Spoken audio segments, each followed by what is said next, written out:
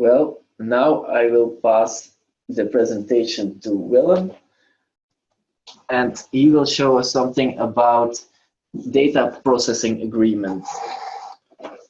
Yes, indeed. I'm Willem. I'm a team lead and IT architect here at XeniT.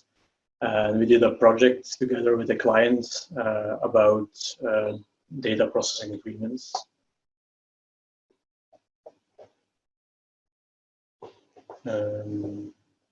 I will first give you a little bit of context about the project that we did, and then I will present you a solution that we made. The context was that for GDPR, you had to have some written consent when somebody processes your data. And this document, data processing agreement, is about that. The challenge for this case was that they had to communicate this document to 15,000 customers. If it was only a dozen, they just could have done it by email or by letter or even in a manual way. But for this specific case, we had to automate it as much as possible. We did that by creating links like these. These are links to documents in our Vesco repository. They are similar to the link that Dash showed before. You can see in the link that there is a kind of security hash to protect the documents. The idea for the solution was also to make it as frictionless as possible. So there was no complicated sign-up form.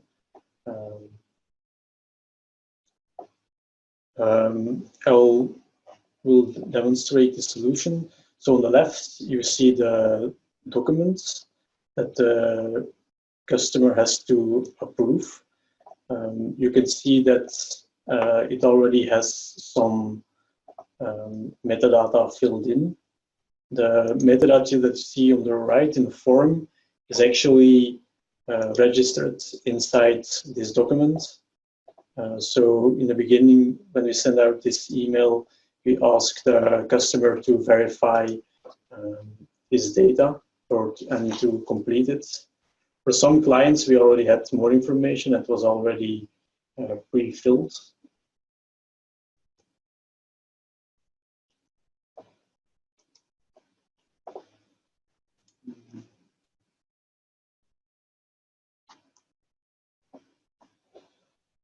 So you can see that this form does validation steps to make sure that everything is filled in. I will quickly fill it in.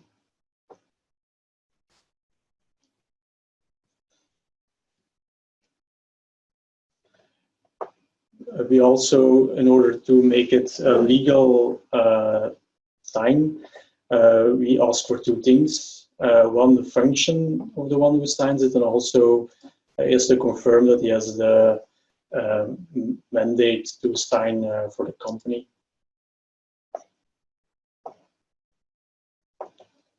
Yeah, here you can see that the metadata that was filled in on the right is also injected into the documents. And the last step that the client has to do is to approve it. And then the document is approved. You can also download the document and view it back later for his own keeping. So all in all, this project was quite a success because it was quite frictionless for end users. It only took them 3 or 5 minutes to read the document, fill in the metadata, and we got an extremely high approval rate when sending out those emails. Emails were actually sent out in 3 waves. The first wave was a kind reminder to fill in the document. The second wave was to the people who didn't yet approve it and was still a reminder. And the last wave was an automatic consent to approve the document.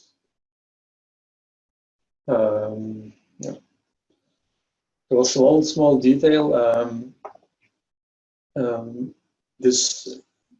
The status of a document, that it's approved or not, is integrated into the client's CRM database, so that it's updated in that way. And this was the end of the demo. Stop sharing.